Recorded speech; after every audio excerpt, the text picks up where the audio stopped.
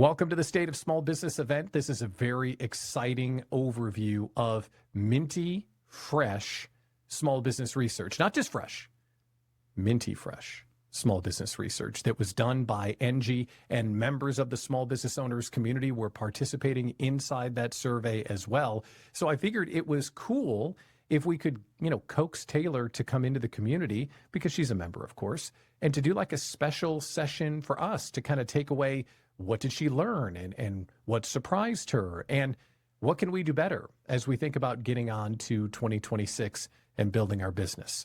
We've met. I'm Pat Miller, founder of the Small Business Owners Community, and my guest today is the co-founder of Enji, Tayler Cusick Hollman. Tayler, it's great to see you today. How are you? I'm doing quite well this morning. I have no complaints for a Monday. No complaint for a Monday? That's pretty good, because I can normally find plenty of things to complain about on a Monday. It's exciting to have you here, and I love this idea of doing a check-in for the trends and the realness that's happening inside small business. Why did Enji field this? Where did this come from? Whenever I watch the news or I see headlines about the economy and how business is going, what the markets are doing, I don't feel like there is any sort of correlation between those headlines and what all of my small business owning friends are experiencing, right? Like the conversations that I'm having in real life and in real time about what's working, what's not, how many times in a single day do we want to pull our hair out of our heads, that kind of thing. And so there was this sort of selfish reason for wanting to do it, in regards to, I don't feel like what our reality is being reflected in the content that we're very often consuming and being fed. But also that I've been a small business marketing consultant for 10 years, and I do have a background in psychology. So people tend, after they meet me, to just, a lot of conversations end up feeling a little bit like marketing therapy sessions. And one of the things that is just this, broken record theme in the conversations that I'm having with people is that on one side of the coin, we feel like we are unique, which is great. I think we all need to own our uniqueness in order to have businesses that stand out and really attract clients that we want and love working with. But on the flip side of that, we also think that our problems and struggles and challenges are unique to us, but they're really not.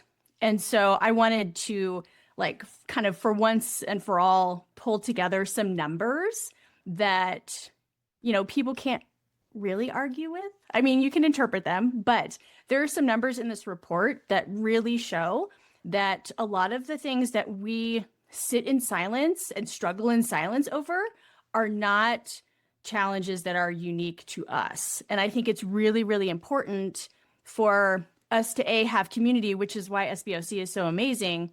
But in addition to celebrating wins, we also need to recognize that we are all trying to work through similar problems, even if they are wrapped up a little bit differently. And I love the objectivity that the report brings. And to make a baseline, I know that you had a bunch of different industries and a bunch of different business sizes, but in general, who answered the survey?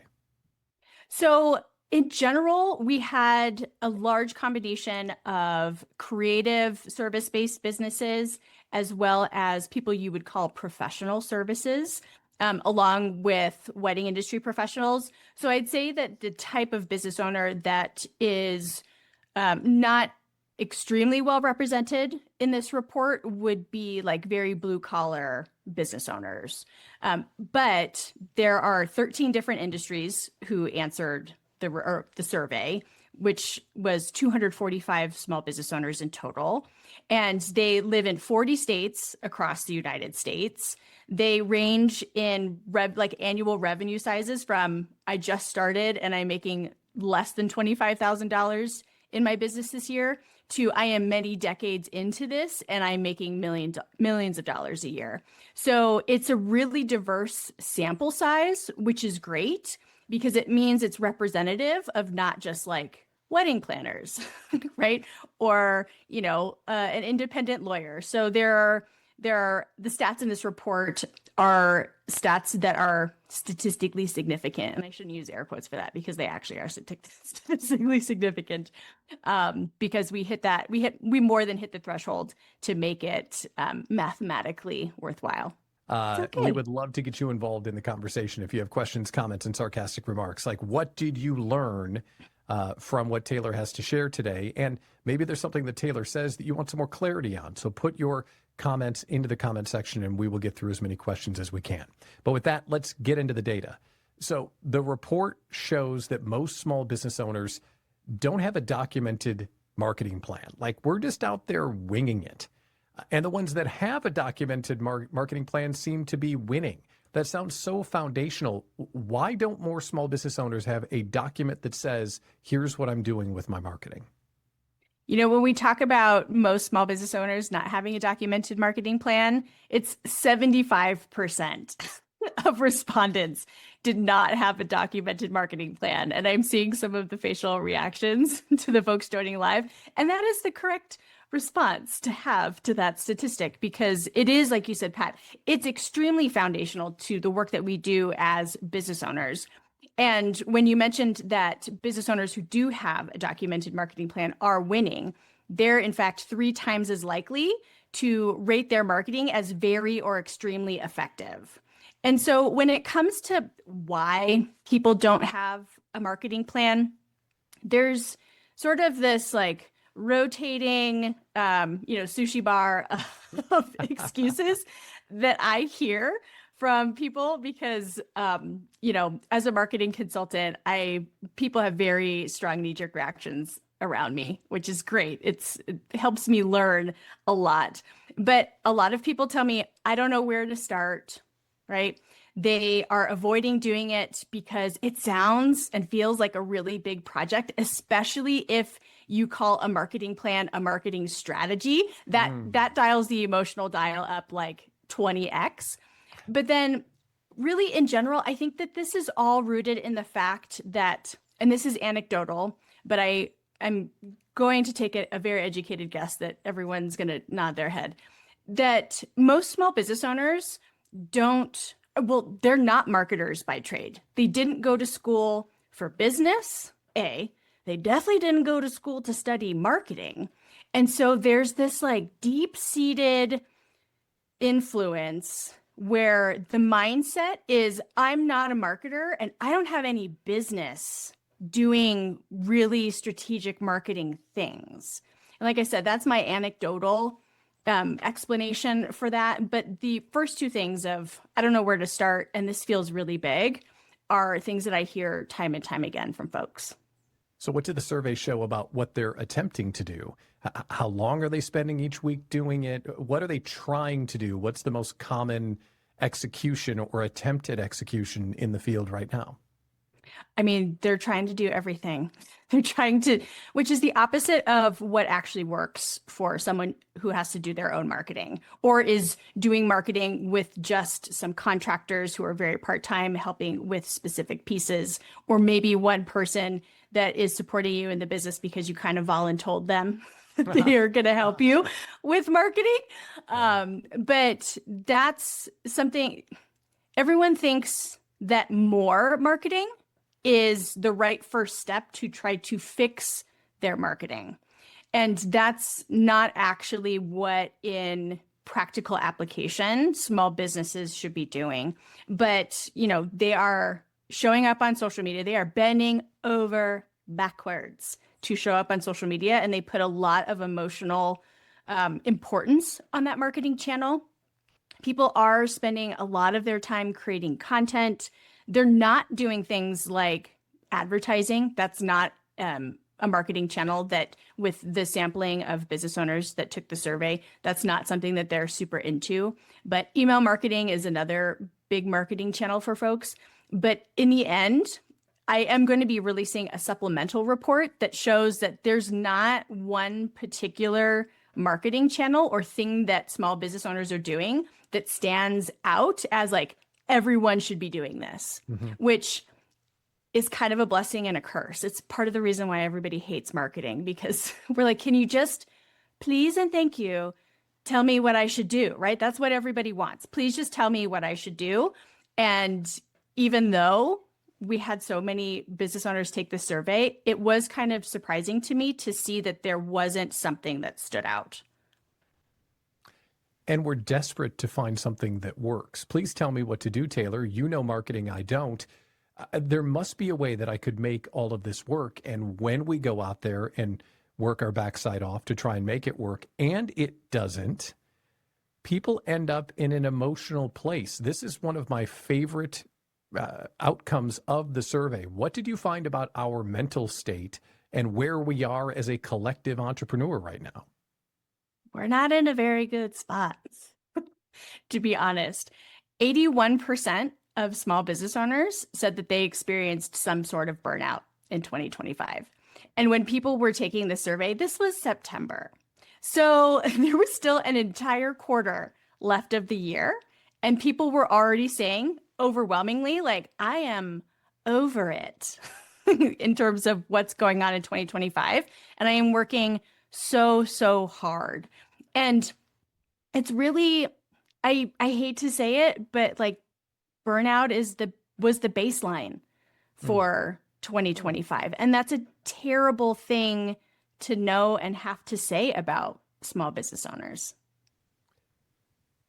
When it comes to social, we have is it fair to say a hate relationship with social media as an entrepreneur? I mean, the numbers did not look good. Can you share the findings and how we feel about social media? Yeah, more than half of small business owners would like just totally wash their hands and walk away from social media if they felt like they could, which is interesting because this is one of those stats where, it's very much about the feels. And it's, one of those things that I want people to take a beat and think about, like, why don't you think that you can walk away from social media? And there's a lot of, the internet is great and terrible at the same time. But one of the not so great things that the internet is, very wonderful at doing is putting pressure on all of us. And that's why there's this pressure to feel like if I need to fix my marketing, I should do more. But then there's also this pressure that makes us feel like we cannot walk away from a marketing channel like social media. And if you are someone who is having that messy soup of emotions about it, then what I would strongly suggest you do is start to track where your leads or your customers are coming from by marketing channel. And after, 3 months, definitely into the 6 months range, and then after the next 12 months have gone by, you might be pleasantly surprised to see that social media is not actually the place where you are getting leads and customers for your business. And when you have that sort of information available to you, that dials the emotional dial way back. And then you can start to use a marketing channel like social media in a fundamentally different way that's way less charged overall and doesn't make you wake up every day and just like hate that part of the work that you need to do for your business. Now, this sounds like a naive question. Maybe it is, but is it possible to run a business in 2025 and not rely on social media? I know you're sharing it is possible, but can you talk more about that? Because a lot of us would love to have that be the outcome. So what might that look like if we're not on social, feeding that beast 5 hours, 7 hours, 10 hours a week, creating content for some of us? What does it look like if you're not relying on Facebook's algorithm and LinkedIn's algorithm? I love this question because, if you think about your marketing funnel, right, that inverted V, social media really sits at the top of that funnel where it's something that you can do to get people to know that you exist. But if you think about that part of what I just said, like, where do people discover me? How are people finding out that I exist? Social media is not the only thing that you can do in order to satisfy that part of your marketing funnel. So a lot of business owners, put way more time and attention toward things like blogging and SEO, and now AEO, GEO, whatever combination of alphabet soup you want to call this whole getting found on the internet and by search bots things. But that's a way that you can be discovered without having to use social media. Pinterest is not a social media channel, if that's breaking news to you. It's not. It's actually its own search engine. So again, if you're trying to get discovered by people, then that's a great way to focus your energy instead of creating short form video content and needing to dance on TikTok. But in the end, what I would really encourage people to do is ask themselves, how do people search for things? How do my people, my ideal clients and customers, search for things on the internet? And unless you're serving Gen Z and getting into, Gen Alpha, your customers aren't going to TikTok to find things like business solutions for sure, right? Maybe they're going to find recipes, like how to make the latest TikTok pasta craze. But, in the end, if you're serving millennials, Gen Xers, or boomers, then, Google is still the thing. YouTube is still a great way to get discovered, Pinterest. So just like think of different ways that you can get discovered. And, email marketing then becomes the thing that we all can use to convert folks. But it's all just about bringing someone into our ecosystem, and social media is not the only way that you can do that. Oh man, keep singing that song. That's music to my ears. My goodness. I'm definitely in the camp of I hate it, would throw it in the ocean if I could, but I feel like it's a necessary evil. So maybe I just have to ask some more questions. Let's change gears for a little bit. You asked people about the economy and how the business feels. What did you find out about how we feel about the environment in which we're doing business? People don't feel so hot about it. I feel like I've already said before, like we don't feel so hot as the collective proverbial we. And, only 18% of small business owners who took the survey said that they feel like the current climate is friendly to small businesses. So that is a very small percentage of people who think that like, oh no, everything's fine. And, the corners of the world that we all operate our businesses in, yes, we're all a part of like the same, economy, culture, country, all of that kind of stuff. But I think that this speaks to how we can create like little bubbles around ourselves. And there are some people who are in a bubble and they're like, no, things are working great. I feel fine. Like, cool. And the rest of us envy that person, envy that 18% who's saying that they feel like the current climate is great. But, a couple things that really came up in terms of like what's impacting why the overwhelming majority of small businesses are saying that, right now is not feeling awesome is rising costs. And 26% said that rising costs were significantly impacting their business, and 38% said it was moderately impacting their business. So that's way over half, right? That's like way over 60% who are saying that rising costs are having an impact on their business. And then the other one that really stood out was customers' ability to pay, right? Like the people who are buying our products, who are booking our services, 31% said it was significantly impacting their business, and 32% said it was moderately impacting their business. And this is the one where, if you're a service-based business owner, you're feeling this really hard, right? Like a lot of people are trying to come up with lower price point options or like scaled back versions of their services to just try to attract customers who feel like they can pay for, whatever that is.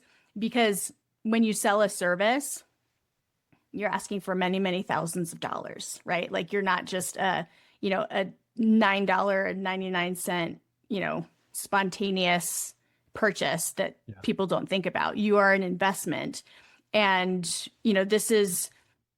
I often say that this is the only time that I feel like trickle-down economics works is because you get all these, these things that are impacting us as humans. And then the small business owners who are like selling to regular people, not selling their services to enterprise businesses or even large SMBs, like we feel it at the end of the day because it's just everyone right now is sort of clutching their pearls and really taking a lot of time to think about where and when they're going to spend their money. I wonder if that pressure to spend money is also affecting the discoverability of businesses, that some folks are seeing other businesses and saying, I can't even be in the market for that. That's not something I can even consider right now, that our customer acquisition, the amount of folks that are coming into our funnel, if others are feeling that way, might that be a reason why we're not generating as many leads or qualified conversations? Absolutely. I mean, Enji is a small business. We're an early stage startup, and we've been, we're right in all of this with everyone else. And, my full-time job is to do marketing things. And I put like a very high amount of effort and resource into doing marketing. And even though in some ways Enji is still being discovered, there is this underlying like current of there not being demand right now for things. And so this looks like if you look at your website visitors month over month, you're like, well, people are still coming to my website, but I'm not getting people to hit as many pages, or they're not filling out my inquiry form, or they're just not like buying. Those are all indicators that people are looking. There's just this like, I'm going to wait and see is kind of the overall sentiment that I hear. Like, I'm going to wait until I have a few more clients pay outstanding invoices. I'm going to wait until I get a few more bookings. I'm going to wait until XYZ, right? Like fill in the blank, because anyone that is a client or customer has some version of that question, like of that statement, that they are like, I'm going to wait and see until whatever. And that does impact us. So, that's one of the things that we can do as the marketers of our business is like, we can really take some time to think a lot more deeply about who our ideal clients and customers are, what their lives are really like. What are these psychological factors that are making them make choices or not make choices? And then that's the kind of marketing messaging that we can all start to focus on that feels much more authentic, right? Because we've taken the time to really think about what this person is experiencing as a human. And so the stories and the captions and, our website copy can all speak more directly to them. And that in the end feels less salesy and more like, oh, this person really gets what's going on. Talking to someone that really knows marketing, both to the public and under the hood, there was the importance of knowing our data. And it sounds like if we can understand our data and interpret it correctly, we might be able to get after what you're talking about. Can you talk to us a little bit about what you found with data in the survey and what you recommend when it comes to knowing our numbers? So the headline here is that if you track your numbers and you actually regularly look at those numbers and let them influence the decisions that you make, you are 2.8 times as likely to have marketing that you rate as very or extremely effective. And in plain English, I like to talk about numbers as this is where the answer to your question, is my marketing working? Or where is my marketing working? Or where am I wasting time and money on my marketing? Those answers live in your numbers. And, a lot of people are like, but Tayler, I don't want to track numbers. I don't do spreadsheets. I don't like numbers. Barbara maybe is the only person who's like, numbers are great. But, it's something that people don't currently do because the metrics, the insights, the numbers, whatever you would like to call them, they live in all these different places, right? Like they live in our website builders, in our Google Analytics, on our social media platforms, in our CRMs, in our bookkeeping software, right? Like the list goes on. And if I just, rattled off that list of like 5 things, you're like, yeah. Looking in under all of those rocks makes it almost impossible to understand where there are patterns, where there are peaks, valleys, and patterns in your numbers, because they're all living in different places. And really the only way to centralize them has been in a spreadsheet in the past. And that makes things a very manual process, which small business owners are not super into manual processes because no one has time for manual processes. So that's really one of the things that's standing in people's way. But if you like just do the thing that like feels like the hard thing, even though it's not, like you just put yourself in a totally different category where all of a sudden things about your marketing become so much clearer and you can feel just that much more confident about the decisions that you're making in terms of how you're going to move forward. Knowing our numbers and interpreting the data, it's something that Enji will help us do. And we'll hear the Enji propaganda in a minute because I love your product and I want everyone to know about it. Let me ask you my final question for now. You got all the data back, you crunched it all, you're sitting in front of a room full of entrepreneurs. What's the one thing you want them to walk away with? Is there one big aha that you and Brett had that made you say, whoa, we really need to make sure people understand this because this was the diamond that we found in the research? Absolutely. And it's very much tied to the stats that surprised me the most because, again, anecdotally, when I'm having conversations with business owners, and I ask them, how much time do you spend on marketing every week? They're like, like an hour or two. And they definitely have that sort of like, their body language changes and they're like ashamed of it. So in general, people are not spending a lot of time working on their marketing. I have also not been under the impression that people are investing a lot of money in their marketing. But the stats that surprised me and that really, I'm like, everybody needs to know this, is there actually are sort of sweet spots in terms of how much time business owners are spending on marketing and how much money they're investing in it every month that had pretty significant impacts on how likely they were to rate their marketing as very or extremely effective. And in terms of budget, the number or the budget, which for a lot of folks in the SBOC community, I think you're going to hear this number and be like, that's not very much. But for some small businesses, it's like, it feels impossible. But the business owners who spent $1,000 or more on their marketing every month had were 3 times as likely to say that their marketing was very or extremely effective. But then the one that was like mind-blowing for me, because I'm juxtaposing it to what people tell me in real life that they spend an hour or two a week. The business owners who spend 6 to 10 hours a week working on their marketing were actually 6 times as likely to rate their marketing as very or extremely effective. And that was the biggest, like, if you do this, that is many, many X times more likely to say like, oh, this is all working. Like the time, the money, the effort, the resources that I'm putting into this are worth it. And so the consultant in me is always going to say like, please have a marketing plan.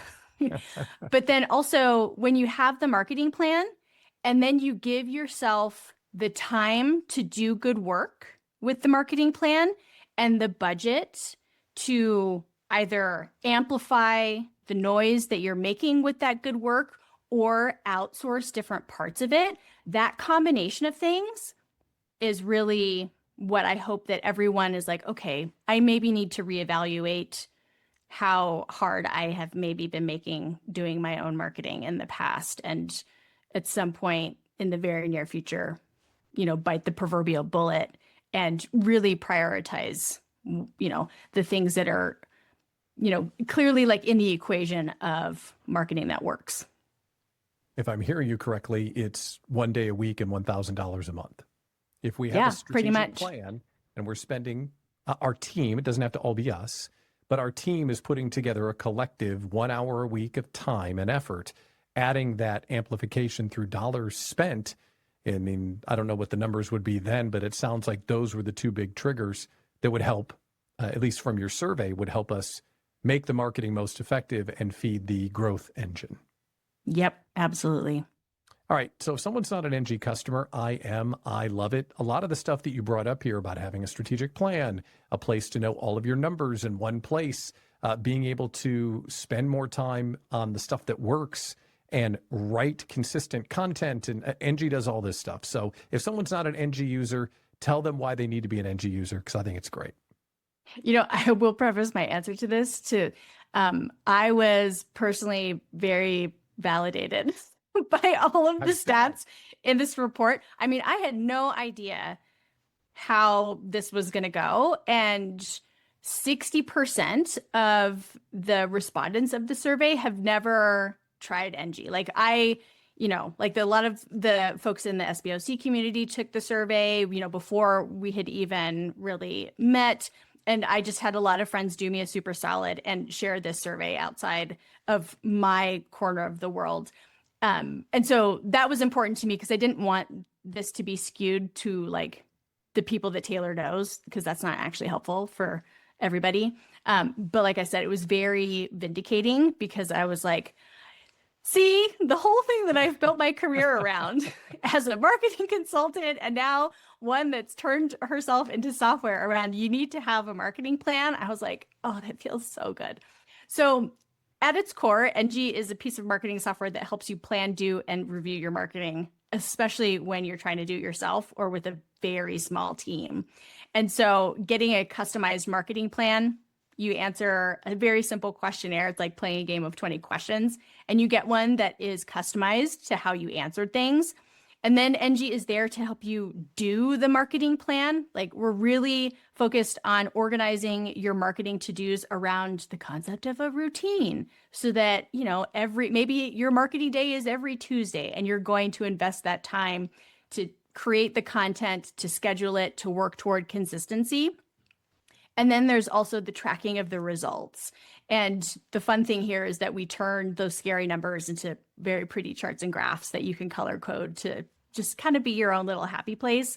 But that actually, our community, the Enji community, we celebrate KPI Day on the first day of every month. And that's like our own internal holiday where everyone goes in, and Enji's already populated most of their metrics, and then they can manually enter the few more that they're tracking. But, it's this monthly reflection on what did I do? How is it going? How do I, maybe need to make a few changes, and what can I lean into? But in the end, Enji is, it's a piece of software that's supposed to help you finally, once and for all, understand this marketing machine that you need to have for your business, even when you didn't go to school for marketing. It's a great piece of software. We've been using it to promote the SBOC for now 7 or 8 months, and it's really helped us move faster and more efficiently. So full endorsement. Thank you for sharing all this information, and thanks for including the SBOC members in the gathering of the data. We all got a chance to share what we're seeing. So I think this is going to be effective for everyone. And of course, thanks for coming on today. I really appreciate it. Thank you so much for hosting this conversation. It was super fun. I love nerding out about small business with you, Pat. Yes, nerding out is a great way to put it. And that's kind of what we're doing in the small business owners community, where we are working together in order to build a stable, solid business that works.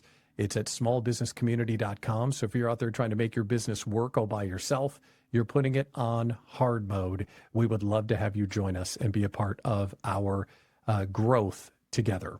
I'm Pat Miller, founder of the SBOC. Thanks to Tayler for coming on, and thanks to you for watching. We'll see you right here next time. Take care. And we